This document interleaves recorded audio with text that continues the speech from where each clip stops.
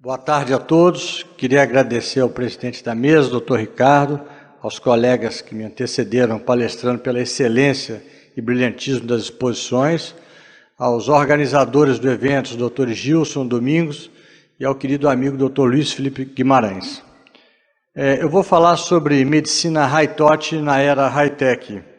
Na minha apresentação, eu fiz questão de colocar que eu sou responsável pelo setor de cardio-oncologia do Hospital Procardíaco, porque é um ano, exatamente agora no dia 21 de junho, faz um ano que eu desenvolvo essa atividade. Nós temos 400 pacientes internados, a sua grande maioria com câncer.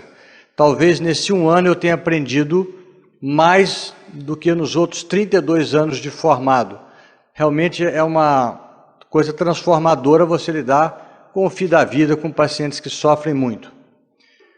Nós temos uma ideia, no passado, tinha muita humanização, o médico escutava muito, tocava muito, ele tinha pouco recurso, né? Tinha baixa tecnologia. Depois nós tivemos uma queda da humanização e um aumento da tecnologia, é o momento atual. E no futuro o que nós almejamos é uma medicina altamente humanizada com alta tecnologia.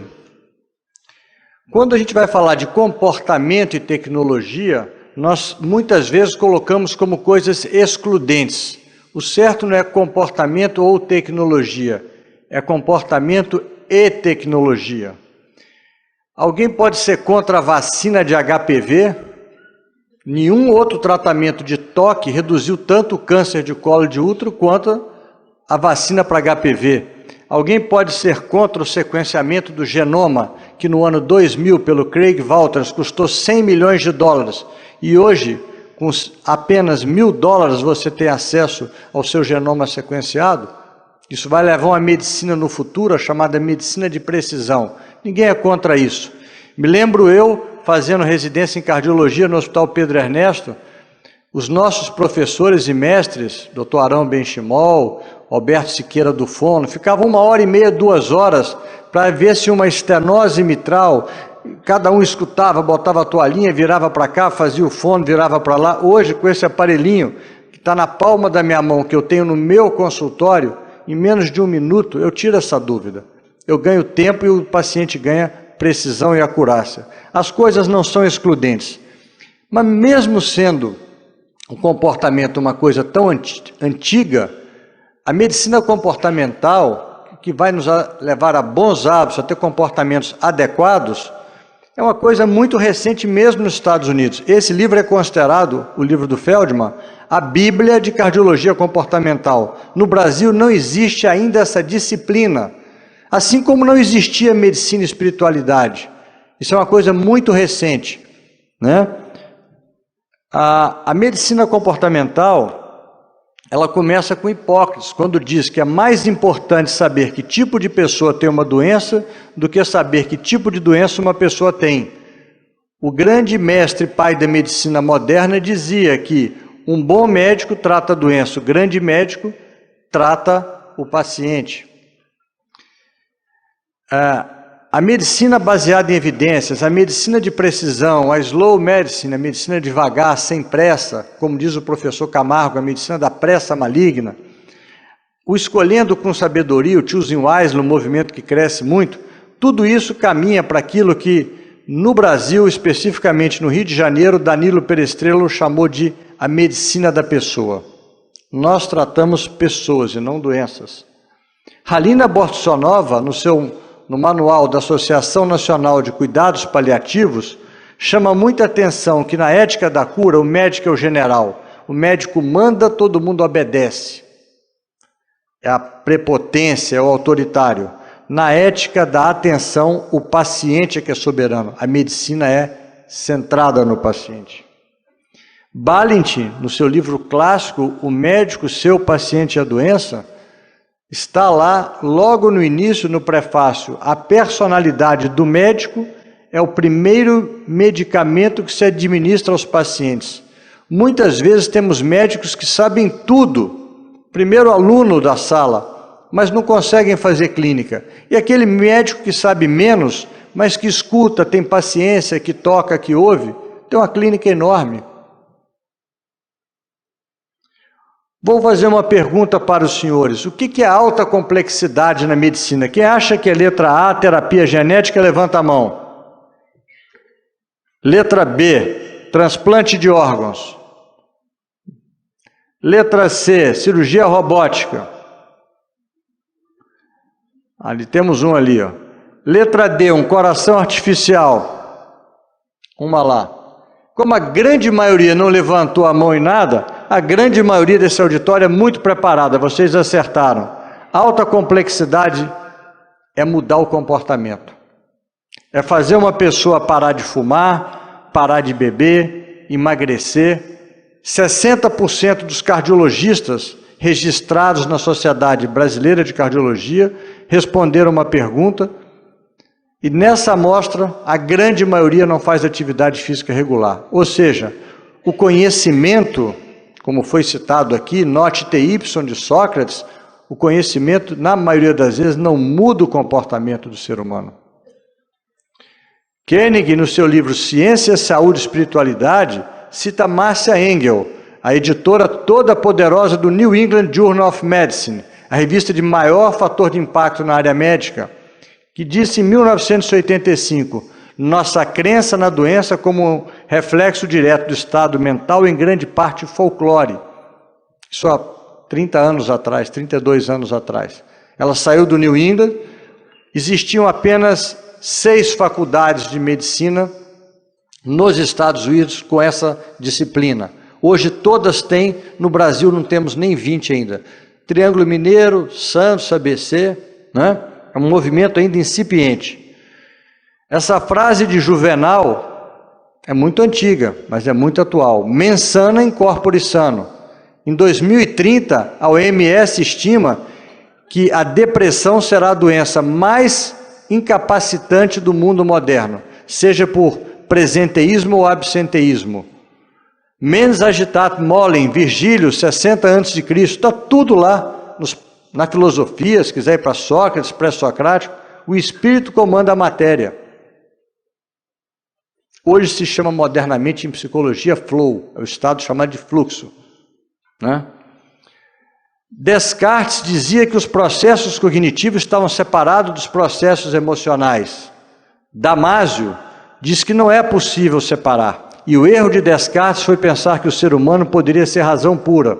Daí vem a frase, cogito ergo sum, penso, logo existo.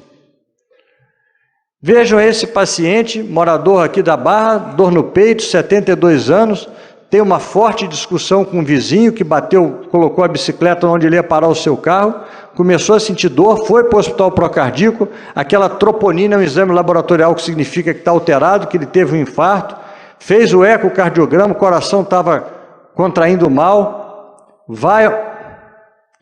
eu não sei onde eu clico aqui no meio, deixa eu ver se... Não.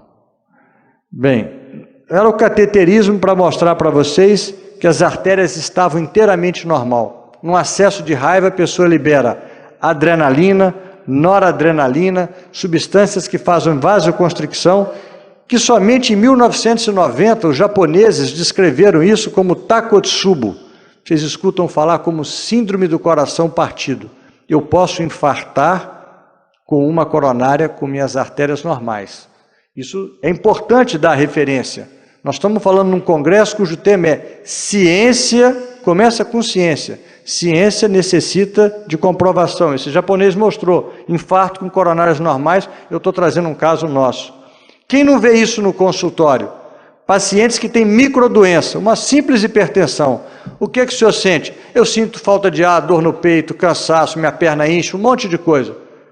Chega o outro doente, que tem operação do coração, diabetes, insuficiência renal, por que o senhor está aqui? Não sei não, foi a chata minha mulher que me mandou aqui, nem sei por que eu estou aqui. Esse doente tem macrodoença e microsintoma. O que tem no meio? Um tem a mente sana, uma visão mais otimista. Fé, evidências científicas. Falar de fé num congresso de espiritualidade é muito complicado. Atualmente, os antropólogos, sociólogos, dizem que das 3 virtudes teologais, fé, caridade e esperança, a única que deve ter limites é a fé. A fé sem limite é perigosa. A caridade e a esperança não precisam ter limite. A fé, sim, Quando eu digo lá, olha, vai lá, faz um ataque suicida, joga o avião contra aquele lá, o kamikaze, vai, joga o avião e mata 300, ele acha que está ganhando os céus, pode ser um perigo. Ou um movimento, eventualmente, de um radical, botar o corpo cheio de explosivo, vai lá, explode esse auditório aqui que você vai ganhar os céus. Então a fé tem que ter limites, a caridade e a esperança não. Nesse livro, escrito por um psiquiatra de Harvard chamado George Vaillant, ele fala que havia uma droga para tratar esquizofrenia, coma insulínico, da insulina até o paciente entrar em coma. Tinham mais de 700 trabalhos apontando para esse tratamento. Vários pacientes morreram. Aí surgiu uma droga nova chamada Thorazine. Está no livro essa história. Pararam de morrer pacientes. Mas vem cá, e aqueles 700 trabalhos que diziam que o coma insulínico era bom? Esse grupo de cá vai tomar insulina, esse grupo de cá não vai tomar. O grupo que ia tomar, eu tocava. Vem cá, vou tratar do senhor, vou dar um remedinho, isso vai ficar bom. Era o efeito placebo, por isso que funcionava em algumas pessoas. Esse é um paciente que eu atendi, e a carta da esposa dele, eu vou resumir ali embaixo. Ele me dizia que estava ótimo, que não fumava mais, que fazia dieta e fazia exercício. Olha que profissão difícil a nossa. Eu dependo de uma informação do paciente. Quando eu vou conversar com a mulher diz que é totalmente diferente, que ele continua fumando, que ele não faz exercício, que ele tem um comportamento que parece suicida. Esse é o dia a dia nosso. Olha, depois de um ataque cardíaco, o estudo chamado Euroaspire, feito com 24 centros na Europa, com 8.000 pacientes que infartaram. Um ano depois, vários estão fumando, obesos, hipertensos, sedentários, depois do infarto. Como é que é difícil fazer medicina high-touch no consultório? O teste de marshmallow de Mitchell, crianças de 5 anos apenas. Você quer ganhar um marshmallow agora e ele ficava atrás do vidro vendo a resposta das crianças? Ou você quer esperar 10 minutos para ganhar 2? A grande maioria pegava na hora. É melhor um na mão do que 2 voando. Os que esperavam, que tinham alta espera, eram indivíduos menos obesos, menos ansiosos, com melhor desempenho. Ele acompanhou essas crianças 25 anos, mas isso pode ser mudado. Como disse a doutora aqui, a epigenética é muito importante. Essa frase não é minha, é do Watson, prêmio Nobel de Medicina, que descreveu o sequenciamento do DNA. Predisposição não é predeterminação.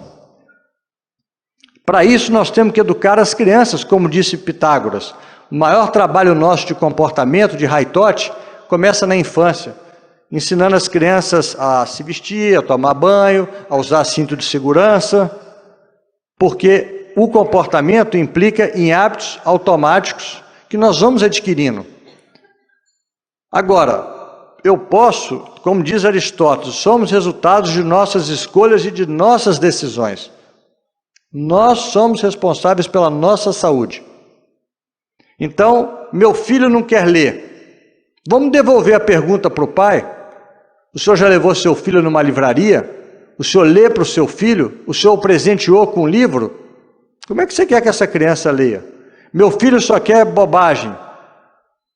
Come direito, faz o dever de casa direitinho, que papai te leva no final de semana para comer aquele sanduíche com batata frita e refrigerante cola. Ele vê aquilo como prêmio, ele adquiriu como um hábito automático aquilo. Quando ele chega na adolescência, eu falo, puxa vida, meu filho só come besteira. Eu dou brócolis, mas ele não quer. Claro que ele não vai querer.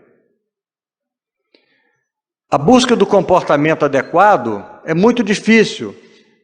Começa com a liberdade de escolha. Qual o melhor exercício? Natação, dá pouco trauma, uma criança de 1 ano pode fazer, um senhor de 100 anos pode fazer. Mas se eu não gosto de nadar, ficar contando esses azulejos vai me fazer mal. O tesão é fundamental para estudar, para namorar, para fazer tudo. E hoje em dia, além dos exemplos, temos as premiações, temos as punições, tem amor, tem afeto, tem escuta, tem uma série de coisas. Qual é o órgão mais sensível do corpo humano? Vamos repetir a brincadeira. Quem acha que é o cérebro? Ninguém. Quem acha que é o coração? Nenhum cardiologista aqui para levantar a mão. Quem acha que é o pulmão? Ah, tem um ali, o doutor Ricardo. O pulmão. O rim. Bem, como a maioria não levantou a mão, só me resta render a plateia, que é uma plateia de gente muito preparada. O órgão mais sensível é o bolso. Nada fez mais efeito do que a lei seca, gente. Tem hora que uma palmadinha é importante, uma punição faz parte. O amor, o afeto só não vai resolver. Mas qual o melhor tratamento para alcoolismo? Foi criado há 70 anos, a teoria dos 12 passos, por Bill Wilson e Bob Smith. Os estatísticos epidemiologistas viraram o AA de cabo a rabo. Nunca encontraram nada que justificasse a metodologia do AA. Mas tem muito amor, muito toque, muito afeto. Nenhum tratamento psiquiátrico até hoje superou a capacidade de cura do alcoolismo do que o AA. Então o high-tot funciona muito bem. Nenhuma high-tech até hoje superou isso. Nós somos preparados nas escolas de medicina a avaliar o paciente dessa forma: colesterol, glicose, hipertensão, nível de atividade. Isso é fácil medir. Seu colesterol, o HDL, o bom está assim, o ruim está lá. Quantos de nós perguntamos para os nossos pacientes, que vocês foram a médicos e perguntaram, o senhor professa alguma religiosidade ou espiritualidade? Na eventualidade de uma internação, os senhores querem algum tipo de suporte? Quantos perguntam sobre raiva, angústia, ansiedade, humor, solidão, depressão? A partir do momento que nós formos treinados, capacitados para isso, nós estaremos respondendo modernamente na medicina por 40% das doenças cardiovasculares estão à esquerda de vocês, 60% de cá. Então são chamados hábitos emocionais. E nas diretrizes da Sociedade Europeia de Cardiologia de 2016, nível de evidência para fazer avaliação dos fatores de riscos psicossociais, 2A. 2A é um possível benefício, mas nós usamos muito mais a coluna da esquerda. Fazer exame da carótida, fazer exame do score de cálcio coronário, que é nível de evidência 2B, nível de evidência inferior. Um é provável, o outro é possível. Veja como o conhecimento às vezes não muda o nosso comportamento. Os cardiologistas usam mais o da esquerda, que é mais fraco o nível de evidência, do que gastar mais tempo com os pacientes. Né? Está lá, diretrizes, spend enough time, perca o tempo necessário. Nas diretrizes atuais já se falam eliminar gorduras da indústria, isso e aquilo, mas até regulação de locais é importante. Isso que tem a ciclovia no Rio de Janeiro, você quer que as pessoas façam exercício. Todo mundo ficou estupefato quando há 15 dias atrás foram publicado a pesquisa PNAD no Brasil. Costuma-se dizer que o Rio é uma academia ao ar livre. Dos 27 estados da federação, o Rio de Janeiro é o estado que menos se faz atividade física regular. Vou repetir, é o último. O primeiro é o estado do Amazonas. Violência, gente. Ninguém sai de casa. Vocês têm uma visão enviesada porque olha aqui na beira da praia, olha ali na lagoa. Tal. Mentira. O Rio é o estado que menos se faz exercício no Rio de Janeiro, da Federação Brasileira. Esse é um artigo clássico em epidemiologia. Esses alemães estudaram 8.000 pessoas durante 8 anos e pegaram 4 coisas fáceis de fazer. Índice de massa corpórea, só dividir o peso pelo quadrado da altura, saber se faziam 3 horas e meia de exercício ou não por semana, não fumava e se tinha uma alimentação saudável. Prato colorido com 5 itens. Se eu tinha os 4 hábitos, eu tinha muito menos diabetes, muito menos câncer, muito menos infarto. Não estou falando de tecnologia aqui. Exercício, não fumar, controlar o peso e alimentar saudável. Não tem nada de tecnologia. Exercício pode ser mais eficaz. Eu gosto de trazer os artigos, porque o Congresso começa com ciência. Ciência me obriga a mostrar referência científica. É isso que vocês precisam, ciência com espiritualidade. Então está lá, exercício funciona mais do que antidepressivo às vezes. Esse é artigo 2016. Prêmio Nobel de Economia, Daniel Kahneman. Se eu falo que ele é Prêmio Nobel de Economia, todo mundo vai achar que ele é um grande economista. Sabem o que ele é? Psicólogo comportamental. Mexe com a economia das finanças.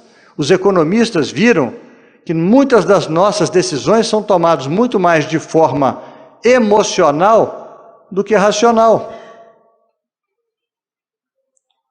Então, coisas que promovem as doenças e coisas que promovem a saúde. Então, vocês têm ali emoções negativas, pessimismo, solidão. É fácil. Isso aí, 40% das nossas doenças cardiovasculares vêm do lado esquerdo. Nós temos que motivar os nossos pacientes, nós temos que executar e manter. O mais difícil é manter. Quem já tentou perder peso sabe disso. Você às vezes perde peso, mas o problema é o reganho. 2, 3 meses depois a pessoa ganha o peso. Rosansky é do Mount Sinai, nos Estados Unidos, Nova York.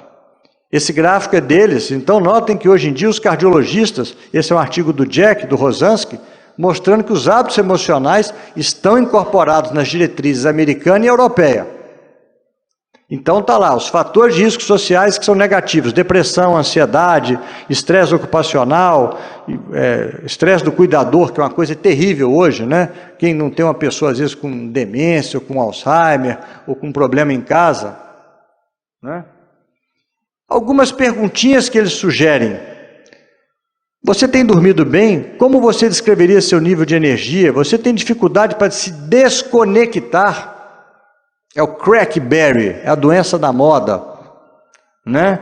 O que você faz fora do final do seu dia? Os irmãos maristas, isso eu aprendi com o Dr. Diogo, um paciente nosso em fase terminal, que está internado lá na unidade de cardio-oncologia. Essa semana ele falando comigo, devia muito aos irmãos maristas. Os irmãos maristas perguntavam para os jovens diariamente, você dormiu bem? Você fez as suas necessidades fisiológicas, foi ao banheiro, evacuou, urinou bem? A gente às vezes vai ver um doente, só fica olhando tela, monitor, só quer ver exame. Você não toca mais no doente. Não custa nada perguntar, o senhor dorme bem? O senhor tem funcionado direitinho? Tem urinado? Tem alguma queixa, alguma coisa que eu possa ajudar? Senta com o doente, escuta o doente. Faz parte dessa medicina comportamental high-touch, isso daí, ó. Empatia e compaixão. Esse é um livro clássico de Jerome Groopman. Já tem traduzido, me foi ofertado pelo Dr. Daniel Tabaque, um oncologista. No prefácio começa assim: os médicos interrompem a consulta, em média, após 18 segundos. Eu pergunto à doutora Cristiane, ela chega para mim com dor no peito, eu pergunto, como é que é a sua dor? Ah, é uma dor que vem para cá. Ela começa a falar, eu falo, mas a senhora tem suor frio? Não, às vezes a senhora tem vontade de vomitar. Eu não deixo ela falar. Então, a medicina comportamental é fundamental a escuta, que os psicólogos sabem fazer muito bem. Eles não usam tecnologia. Eu preciso conhecer o paciente. O autoconhecimento que foi falado aqui, o NOT-TY, conhecer o paciente. O paciente tem que confiar em mim para que depois eu possa convencê-lo. Sabem quanto tempo os médicos perdem, em média hoje nos Estados Unidos, esse artigo de 2016, foi publicado ano passado, 16 minutos é o tempo médio de uma consulta. E sabe por que caiu lá? Porque o convênio começou a pagar menos. Como é que eu quero ficar 1 hora com o paciente se o convênio está me pagando pouco? Automaticamente a resposta do médico é o quê? Atender mais rápido e pedir mais exames, gente. Nós ouvimos falar que medicina é arte mais ciência, mas nós somos treinados em sociologia, antropologia, psicologia e filosofia. Isso faz parte de verdade da nossa formação, do nosso currículo. Mas olha, acabou de sair, maio de 2017, está lá o artigo. A tecnologia, a intervenção por celular, pode ser útil numa série de desfechos, lembrando de tomar remédio, a pessoa que tem apneia do sono que usa esses relógios. Então eles analisaram uma série de artigos, fizeram uma meta-análise e mostram que a tecnologia é extremamente útil. O Flávio Alvim, um colega nosso, postou numa rede social essa frase: como é que você sabe se uma tecnologia é boa ou ruim? É muito simples. Se ela te dá tempo, ela é boa. Se ela te toma tempo, ela é ruim. Se eu uso uma tecnologia para fazer compra na internet, do supermercado, não preciso parar o carro e lá e tudo, ela é boa. Mas se eu fico sozinho, trancado o dia inteiro no quarto, naqueles joguinhos, ela é ruim. Então tem que ter um equilíbrio. Vamos citar Aristóteles: virtus in medio est. A virtude está no equilíbrio, está no meio. Então, como eu disse aqui, não ir aos correios, fazer compras pela internet, conversar e ver os filhos pelo FaceTime. Para quem tem filho morando fora, é uma maravilha. Saber notícias em tempo real pode ajudar, né? Você está no Waze ali, está engarrafado, você põe qual é o melhor trajeto. Eu saí de casa, vim para cá, botei no Waze. Por um deu 40 minutos, por outro deu 38, não faz diferença. Se tivesse engarrafado pela via 4, eu vinha pela outra. Claro que a tecnologia é muito boa. Eu acho que a grande coisa também na área de tecnologia é que o Dr. Google está impactando a relação médico-paciente, e isso vem incomodando aos médicos. Uma das grandes riquezas que nós temos, além da saúde, é o tempo. E ela chega, ou ele chega, o paciente no meu consultório com aquela pesquisa, levou 3 horas fazendo aquela pesquisa da doença dele, e você ignora ele, você fala assim: olha, não estudei medicina pela internet, não confio nisso, tem muita bobagem aí, esquece para lá. Você estragou a sua relação médico-paciente. Fale assim: olha, muito interessante a sua pesquisa, me deixa aqui, eu vou dar uma lida oportunamente, depois eu falo com o senhor. Acabou. Nunca é tarde para mudar. Gregório Maranhão diz: somente conhece os caminhos retos aquele que alguma vez se enganou e transitou pelos equivocados. A melhor intenção não é a do homem impecável, mas a daquele que tem na sua alma as cicatrizes de muitas retificações. Eu poderia ter começado o meu quadro, quando eu me referi à medicina de antigamente, com esse quadro de Picasso. Ciência e caridade, tem tudo a ver com a aula. Ciência, espiritualidade, high-tech. Na época não tinha high-tech, mas tinha high-tot. Picasso tinha 16 anos quando pintou esse quadro. O médico está ali. O paciente, que no caso era retratado, ele retratou a irmã dele, a Lola, a freira que representava a caridade, o olhar do medo do paciente perante a morte, a mão cianosada e azulada e o toque do paciente, do médico no paciente. Nota o aspecto circunspecto, sério, mas ele tocando o paciente. Não há ação de saúde sem o cuidar, não há cuidado em saúde sem o amor. Humanismo e tecnologia não se excluem. O mau comportamento pode ser tão prejudicial quanto o uso excessivo de tecnologia. Não se iludam. A revista do MIT de junho de 2017, que eu estava vendo agora, antes de vir para cá, fala sobre que o aquecimento de 2 graus no planeta, 280 milhões de pessoas morrem devido ao calor excessivo, inúmeras alagações e inundações são previstas. Mau comportamento nosso. Quando o CREMERGE disse essa campanha, quanto vale o médico? O CREMERGE é o Conselho Nosso do Rio. Será que uma remuneração das consultas mais adequadas, com mais tempo, levaria a uma melhor humanização nesse mundo de tanta tecnologia? Talvez essa baixa remuneração seja uma das causas. A tecnologia usada de forma racional traz enormes benefícios. Eu queria que clicasse nesse vídeo, são 2 minutos, para vocês verem um vídeo que eu aprendi com um técnico de remo do Botafogo, Paulinho. Pode clicar no vídeo para mim, por favor, se carregar? E ele me pediu que eu levasse os remadores jovens do Botafogo a um orfanato, a um local de deficiente. Está ali o Paulinho, o Xoxô. Isso é Betel, em Duque de Caxias, um dos locais mais pobres que eu conheci.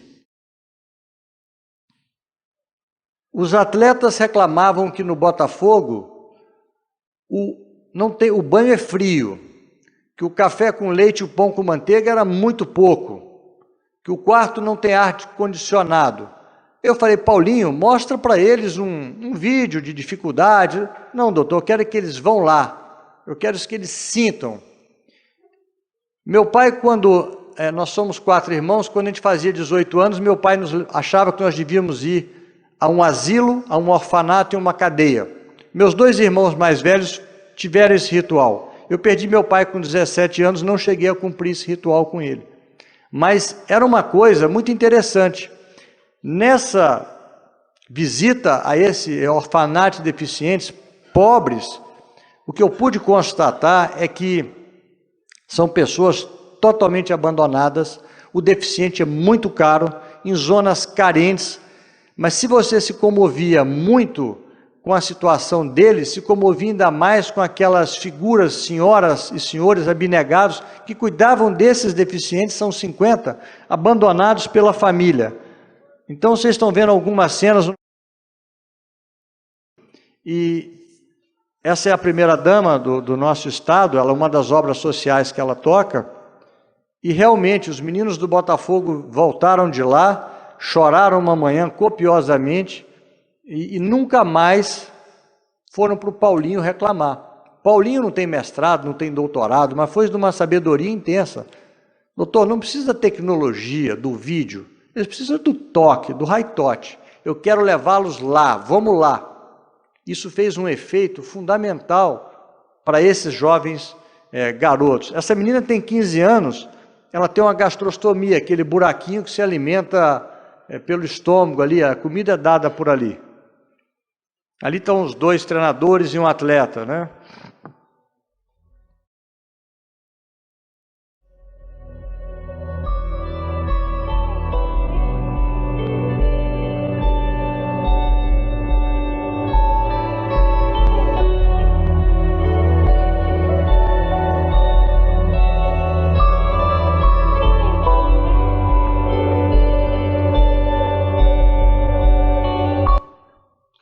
Eu queria terminar agradecendo a minha equipe, né? A gente, quando prepara uma coisa, várias pessoas estão envolvidas, Aline Vargas, Marcos Fernandes, Felipe Campos, Flávia de Deus e Aline Medeiros, e deixar mais uma vez essa frase desse pensador que é considerado o pensador do centro, do meio, Aristóteles, que diz que o ignorante afirma, o sábio duvida e o sensato reflete. A minha pretensão é que vocês apenas refletissem um pouco sobre o tema. Muito obrigado.